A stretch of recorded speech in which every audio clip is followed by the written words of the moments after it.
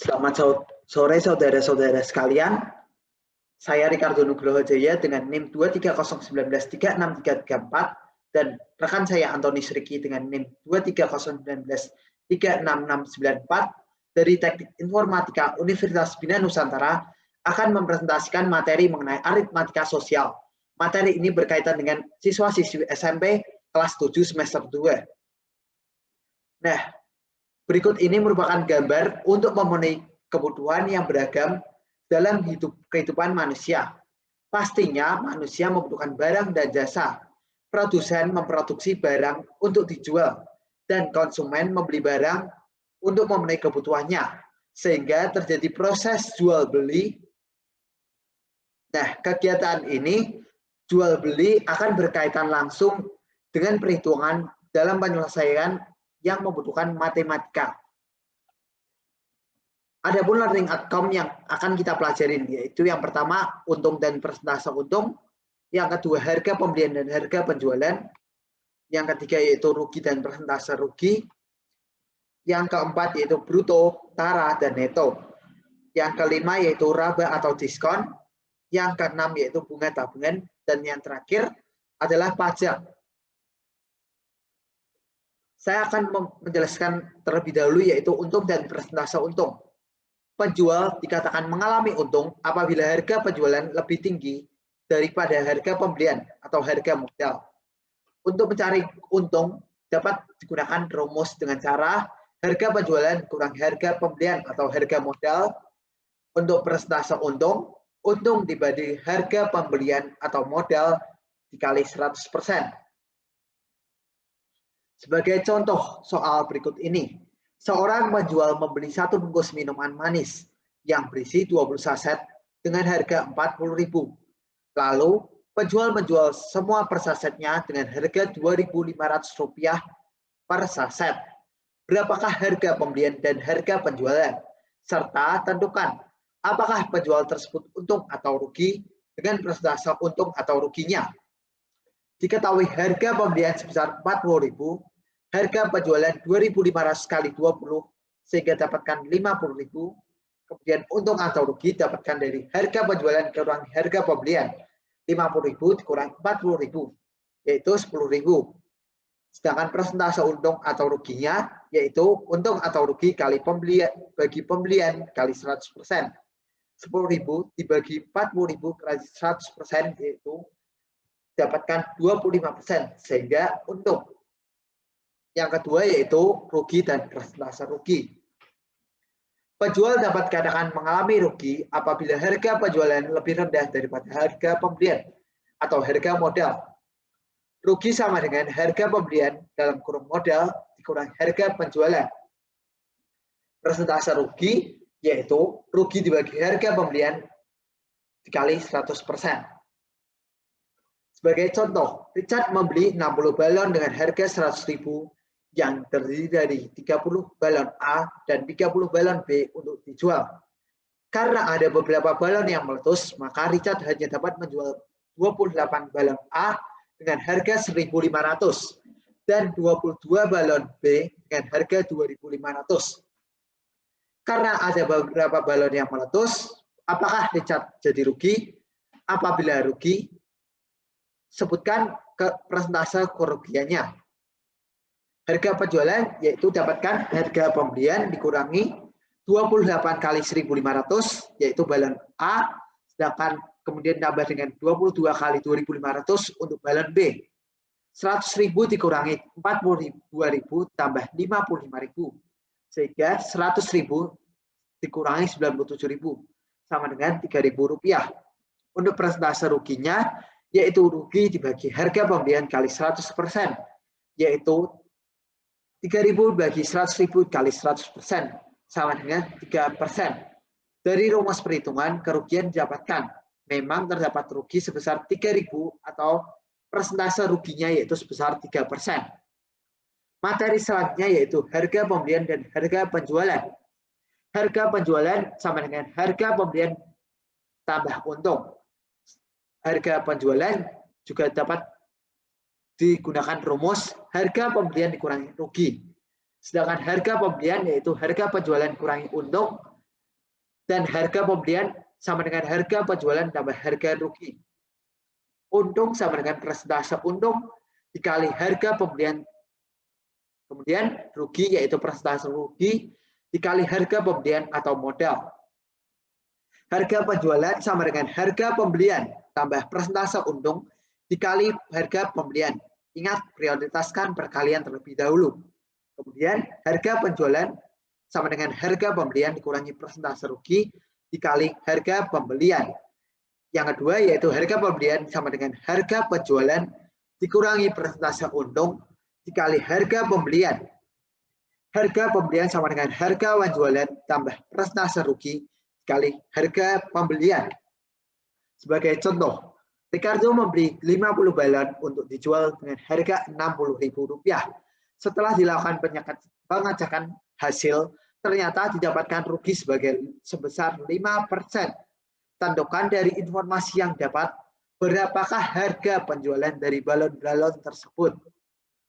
Harga penjualan sama dengan harga pembelian dikurangi 5/100 kali harga pembelian. 60.000 dikurangi 5 dibagi 100 dikali 60.000. 5 dibagi 100 kali 60.000 itu dapatkan Rp3.000. Sehingga 60.000 dikurangi 30.000 sama dengan Rp57.000. Selanjutnya yaitu adapun materi bruto, tara, dan neto. Sebagai simulasi yaitu sebuah karung berisi beras dengan berat seluruhnya yaitu 100 kilo. Apabila berat karungnya 0,2 kilo, maka berat berasnya yaitu 100 kilo dikurangi 0,2 kilo, yaitu 99,8 kilo. Dari uraian di atas diperoleh hal-hal sebagai berikut. Berat karung dan beras yaitu 100 kilo, yang kita sebut dengan bruto atau berat kotor. Seperti gambar ini. Kemudian berat karung 0,2 kilo, yang disebut dengan tara. Tara sama dengan persentase tara dikali bruto. Sedangkan neto yaitu berat bersih, yaitu berat berasnya yaitu sebesar 99,8 kilo. Neto sama dengan bruto dikurangi tara. Harga bersih sama dengan neto dikali harga persatuan berat. Nah, ini gambar berasnya yaitu neto, kalau karungnya tara. Untuk contoh soalnya yaitu Tara membeli satu box berisi jeruk dengan harga 60.000 untuk dijual lagi. Berat box 10 kilo dan tertulis Tara 5%. Tara kemudian menjual dengan harga 10.000 per kilo. Apabila seluruh jeruk tersebut terjual habis, maka berapakah uang yang dapat oleh Tara dari hasil penjualan jeruk tersebut? Diketahui bruto sebesar 10 kilo, Tara dengan menggunakan rumus persentase Tara dikali bruto 5% kali 10 kilo yaitu 0,5 kilo. Neto sama dengan bruto dikurangi Tara, 10 kilo dikurangi setengah kilo sama dengan 9,5 kilo. Harga penjualan seluruhnya yaitu neto dikali harga satuan per kilo yaitu 9,5 kilogram dikali 10.000 yaitu Rp95.000. Untuk materi selanjutnya akan dijelaskan oleh rekan saya. Baik. Karena saya akan menjelaskan tentang materi yang disebut dengan rabat atau biasa disebut diskon. Langsung aja deh. Rabat itu artinya potongan harga atau lebih kenal dengan istilah diskon. Rabat itu biasanya diberikan kepada pembeli dari suatu grosir atau toko tertentu. Nah, kita dapat nih rumus harga bersih itu bisa didapat dengan harga kotor dikurang dengan rabat atau diskon. Nanti bisa diotak-atik. Langsung aja ke contoh soalnya. Roy mempunyai satu voucher diskon sebesar 25% untuk digunakan membeli baju di toko Matahati. Nah, namun ada ketentuan Roy harus melakukan pembelian baju dengan total harus di atas 300.000. Nah, setelah dicek di kasir, Roy itu telah membeli 7 baju, di mana satu bajunya itu adalah Rp50.000. Nah, lalu pertanyaannya, apakah Roy dapat menggunakan voucher diskonnya? Kalau iya, hitung berapa harga yang harus dibayar Roy. Nah, Roy kan tadi beli 7 baju. Harga satu bajunya Rp50.000. Berarti kita kalikan aja 7 dikali Rp50.000. Maka didapat Rp350.000. Nah, karena di atas dari 300.000, maka dia bisa pakai vouchernya. Nah, terus potongannya jadi berapa sih? Cara ngitungnya tuh gampang banget. Roro harus membayar berapa sebesar misalnya. Jadi 350.000 dikurang diskonnya. Diskonnya itu 350.000 dikali 25% atau 25/100. Nah, 350.000 dikali 25% itu didapat 87.500. Nah, tinggal dikurang aja tuh. Harga 350.000-nya kurang dengan diskonnya 87.500. Maka dia harus cuma membayar 262.500. Lanjut, kita akan membahas tentang bunga tabungan. Jika kita menyimpan uang di bank, maka uang kita akan bertambah karena mendapat ada namanya bunga. Nah, jenis bunga tabungan yang kita pelajari itu ada namanya bunga tunggal, di mana yang mendapat bunga hanya modalnya aja. Jadi nggak menumpuk tuh bunganya, dapat bunga terus bunga lagi. Tapi itu ada lagi namanya. Kalau bunganya terus-terus nambah dengan bunga-bunga terus, maka itu namanya bunga majemuk. Dan biasanya bunga tabungan itu dihitung dalam persen yang berlaku untuk jangka waktu 1 tahun, 12 bulan. Misal nih, di bunga itu 12% per tahun. Artinya, setelah 1 tahun, dia bakal dapat bunga 12%. Ini kita langsung ke contoh soalnya aja. Nah, misal si Kelly menabung uangnya di Bank BCD dengan bunga 8% per tahunnya.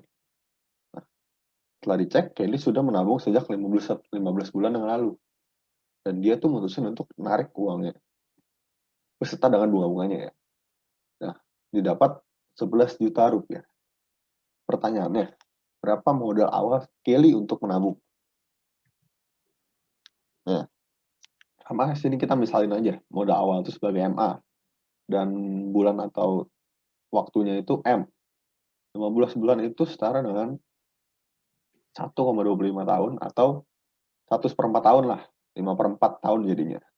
Nah, buat hitung bunganya, kita kalikan si persentase bunganya, yaitu yang 8% per tahun itu, dikali udah berapa tahun? 1/4 atau 1/4 atau 5/4 tahun. Dikalikan dengan MA yang kita pengen cari pada awalnya. Nah, kita kalikan aja tuh, yang 8% dikali 5/4. Setelah dikalikan, kita dapat 1/10. Nah, MA-nya kan kita cari. Kita tetap tulis aja MA. Nah, MA dikali 1/10 jadi MA/10. Terus kita dapat informasi dari soal total akhir uangnya itu jadi 11 juta. Wah, buat tahu total akhirnya itu kita rumusnya jumlahin aja, berarti kan modal awal ditambah sama bunganya jadi 11 juta. Nah, setelah sebut saja tuh 11 juta sama dengan MA ditambah bunga. Nah, bunganya yang di atas tadi kita hitung MA/10. Nah, MA ditambah MA/10 kita samakan menyebut tuh. Jadi 10 MA/10 tambah MA/10. Kita jumlahin aja jadi 11 MA/10. Habis itu kita kalikan lagi lah si 11 juta dengan si 10-nya. Jadilah 110 juta. Sama dengan 11 MA. Nah, berarti kesimpulan akhirnya modal awalnya adalah 10 juta rupiah. Next, kita lanjut ke materi pajak. Nah, pajak itu merupakan suatu kewajiban dari warga negara untuk menyerahkan sebagian kekayaannya kepada negara menurut peraturan-peraturan yang ditetapkan oleh pemerintah, tapi tanpa mendapat jasa balik dari negara secara langsung. Nah, hasil dari pajak ini digunakan untuk kesejahteraan umum bersama. Nah, biasanya pegawai tetap juga itu dari perusahaan swasta atau pegawai negeri dikenakan pajak dari penghasilan karena pajak, yang disebut dengan pajak penghasilan atau PPh. Nah, ada lagi nih, satu lagi, apabila kita belanja di dealer, di grocer, di toko, atau tempat-tempat lainnya lah, biasanya terdapat barang yang harga ditambah dengan pajak. Nah, itu disebut dengan pajak pertambahan nilai. Langsung deh kita ke contoh soal aja. Kalian bersama Emma pergi ke sebuah restoran. Nah, restoran tersebut ternyata mengenakan biaya PPN sebesar 10% untuk setiap makanan minuman yang dipesan. Nah, total pemesanannya ternyata sampai 385.000. Nah, pertanyaannya, berapakah total harga yang harus dibayar? Karena kan tadi ada PPN-nya. Langsung nih. Hitung langsung aja PPN-nya. PPN-nya berapa? Kita kalikan aja total akhirnya yang pesanan mereka 385.000 dikali sama PPN-nya 10%. Dapat dah 38.500. Habis itu kita tambahin aja 385.500 tambah 38.500. Dapat deh tuh yang harus mereka bayar jadinya Rp423.500. Nah, itu tadi semua. Sekarang kita buat kesimpulan nih dari yang udah kita pelajari.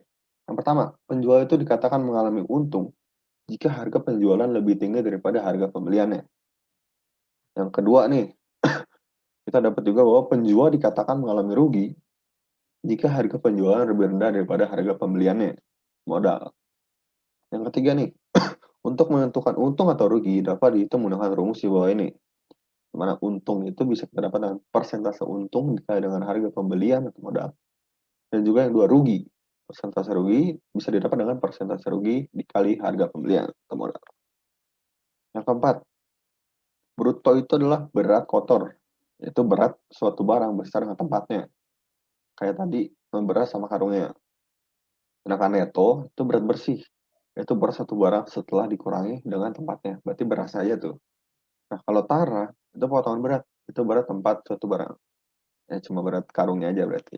Nah, kesimpulan kelima, rabat biasanya diberikan kepada pembeli dari suatu grosir atau toko tertentu. Kesimpulan yang keenam, bunga tabungan biasanya dihitung dalam persen yang berlaku untuk jangka waktu 1 tahun atau 12 bulan. Kesimpulan yang terakhir atau 7, pajak merupakan suatu kewajiban dari warga negara untuk menyerahkan sebagian kekayaan kepada negara menurut peraturan-peraturan ditetapkan oleh pemerintah, tapi tanpa mendapat jasa balik dari negara secara langsung. Ya, berikut merupakan daftar pusaka yang kami gunakan untuk mendukung materi dalam presentasi ini. Jika saudara berminat untuk mendalami materi lebih lanjut, saudara bisa mengunjungi link yang ada pada layar di atas di layar ini. Ya, sekian, terima kasih telah mendengarkan presentasi kami tentang aritmatika sosial. Jika ada pertanyaan, saudara dapat menghubungi kami melalui email di bawah ini. Terima kasih.